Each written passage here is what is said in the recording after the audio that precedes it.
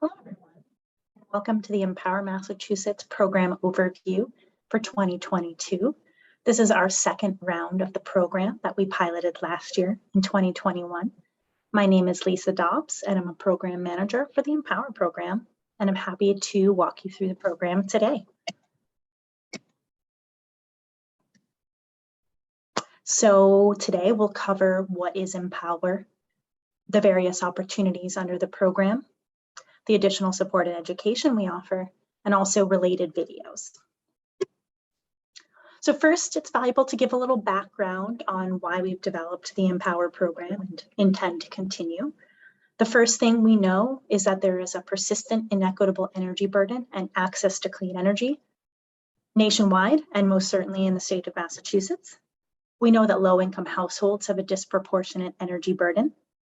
Research shows that solar adoption lags for renters in minority communities, and that Mass Save's 2020 non-participant study found renters, low-income households, and non-English speaking households are more likely to not utilize energy efficiency incentives. We also know that we have very ambitious state climate goals. And so from both a practical and a moral perspective, we know that everyone needs to come along. We have to reach everyone.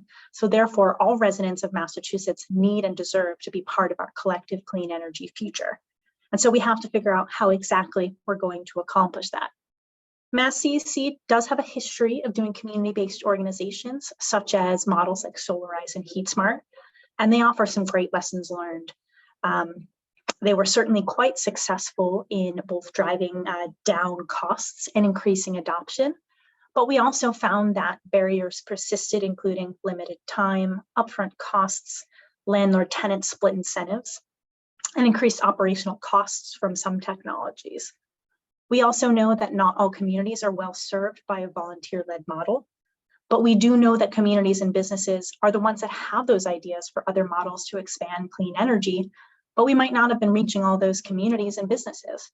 We also know that leveraging relationships with trusted community partners is key to campaign success. So these are some things we know and that we've learned that we put together in the design of this program.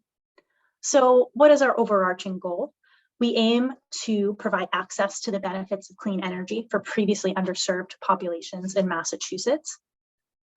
And on a high level, the program itself approaches a lot of this very holistically. So under this program, access could be considered direct adoption of a clean energy technology, such as a direct install for solar PV on a roof. This could be also access to the benefits of clean energy, such as cooling from heat pumps or a reduced utility bill. This also comes into play with a reduced energy burden through means such as access to community shared solar, or energy efficiency measures to reduce electricity bills, or other methods of reducing energy burden or gaining access to clean energy benefits. Again, we are aiming to see a wide variety of projects and approaches here. So what are we proposing? We do want to invest directly into communities and community-based organizations and crowdsource solutions for program models or projects with that focus that we mentioned before. Because we believe that many of the solutions, if not most of the solutions, to clean energy access lie within the communities themselves and those that are nearest to the challenges. So high level on the program goals, we aim to increase organizational capacity, identify innovative solutions, and implement those innovative solutions. All of the above, again, will work towards innovation, exploring, and developing program models or projects for future implementation, again, to reach those four previously stated goals. Specific program opportunities. We offer participant workshops. So right now we have a schedule for 2 workshops upcoming in August, so very soon. I'll share that schedule in just a moment. We're offering early stage innovation and capacity building grants. The value ranges from $5,000 to $25,000 or up to $50,000 in some instances. We encourage you to read the RFP or request for proposals to learn more about that opportunity. And these are early stage grants, like we mentioned before, to offer an opportunity to build capacity and explore innovative and new ideas to build towards a future program model or project. We also want to offer an opportunity to implement those program models or projects via our implementation grants, which are a larger value of about $50,000 to $150,000. again, to implement those innovative program models or projects. One does not necessarily need to first get an innovation and capacity building grant to move towards an implementation grant, but we certainly encourage the use of one or both depending on your situation.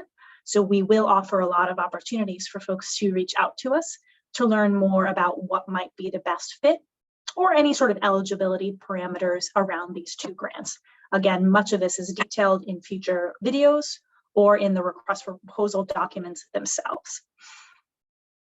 So we mentioned access to previously underserved populations. So what we mean and what we've defined for the purposes of this program are termed population priority groups.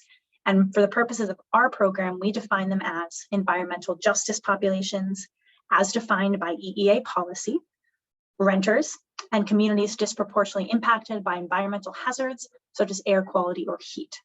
A few notes, potential applicants may reach out to Mass CEC if they have any question about the eligibility of their target community or would like to propose another priority group for consideration. And it's important to note that priority groups do not have to be geographically bound. It could be a network of religious organizations who are primarily a minority. So we want to be pretty flexible about kind of what that looks like. So we know that we're reaching all groups as best as we possibly can. And again, these are what these program models or projects are going to be supporting, is these specific priority groups. Just wanted to show quickly, I mentioned before that one of the ways to define a priority group is through EEA, Environmental Justice Policy. The EEA, or the Office of Energy and Environmental Affairs, offers a great website that hosts a lot of information, including this great GIS map viewer where you can actually visualize where environmental justice neighborhoods are within the state of Massachusetts. This is really helpful to identify if your first, maybe the priority group you're want to work with, or maybe do work with, is eligible. It's also valuable to see where lots of work needs to be done and maybe where a lot of these different challenges intersect. Environmental justice populations are defined either by percentage of minority in a neighborhood, a percentage of English isolation households in a neighborhood or area, as well as low-income households in a neighborhood or area. And you can see on this map, if you go to this link, there's a lot of intersection in a lot of different places where you can see multiple populations intersecting and therefore likely increased need in those areas. That's not to say that these populations do not exist where the areas in this map are blank. That's where, again, we want to hear from you all as to who you want to work with and why it's important. But we thought that this was a nice tool to present to everyone so that they could get a sense of, again, maybe where they should be working, where the most need is, or just where these populations reside in general. So who should participate or apply? We want to talk eligibility. So first and foremost, anyone and everyone looking to increase equitable access to clean energy. We certainly do not want to shut anyone out. We do especially want to look for community-based organizations with a demonstrated history of working with priority populations. Again, we felt that those solutions lie there, and those organizations are going to be best suited to find those solutions. Nonprofits and individuals are also eligible. Municipalities are also eligible, as well as for-profit organizations such as clean energy installers or financial institutions. But what that asterisk means is that those types of organizations, basically a for-profit organization, must partner with the community-based organization to be eligible to apply.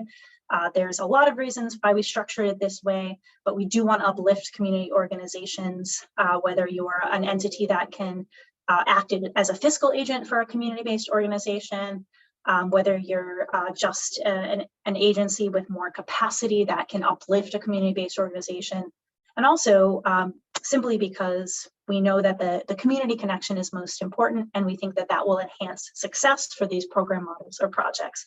If you have any questions on any of the eligibility thus far, we certainly encourage you to reach out to us at any point to ask those questions.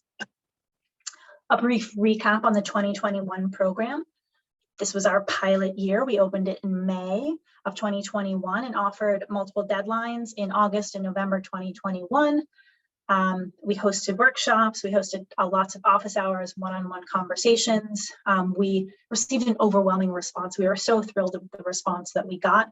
We got well over 40 applicants, actually close to 50, and we were actually able to make 32 awards. This is important to mention because we did have a more modest budget, and when we got the results of that first round of awards, we were able to go back and justify why we could get some more budget to award almost all of our applicants, not quite everyone. And that's also important to mention too, because we tried to make our budget again this year commensurate to what we were able to give out last year. So we do encourage folks to reapply, especially if they weren't selected. We want to ensure that we are reaching everyone, also reaching new folks as well, but we definitely want to, again, just emphasize that we're trying to continue to reach folks and continue to offer this funding. So please consider applying either if you're new or if you are a returning awardee or a returning applicant. I put this screenshot here as well because I encourage you to check out our website for a host of different reasons, but also because you can get a sense of who we awarded in the first round, get a sense of the types of projects, locations, the project partners, and just in general what folks are up to. We think it's really exciting. And what's also great on that site as well is that within that story map, in addition to all of the information that you can see there, you can also see excerpts from winning applications. So again, you can really get an in-depth sense of actually what a completed application looks like, and kind of go from there. So we do want to encourage folks to do that and just reach out with questions or comments or anything that you need. So our 2022 timeline, we released the program on July 29th. This round, we are offering a bit more of a split in terms of the deadlines. We're offering 2 deadlines for both grants. The first deadline is in the fall, due October 21st. The second deadline will be on April 14th in 2023. We aim to try to make this funding more consistent and available multiple times a year. We're hosting workshops, the first one on August 17th at noon, and the second one on August 30th at 5:30. And we will also certainly host additional workshops ahead of the spring deadline, but that's a little far out, so we haven't quite set those yet. All the information to sign up for these are on our website, so we encourage you to do so, especially if you'd like to meet a partner or ask questions. There'll be lots of opportunity to do so there. We're also offering a new one-time application review. So this is an opportunity to just get a sense of if you're on the right track.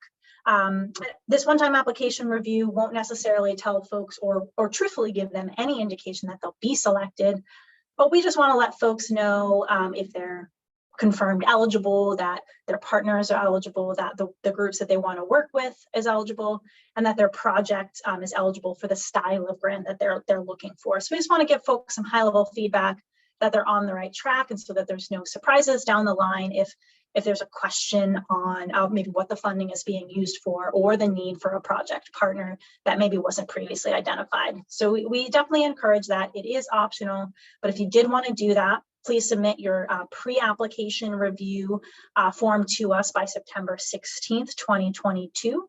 We'll get that feedback to you by the 30th, so in about 2 weeks. That'll give you about a month ahead of that deadline to continue to work on that application based on our feedback.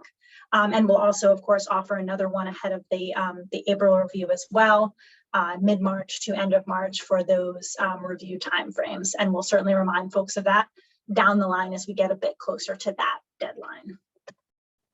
A quick reminder or a refresher on our support.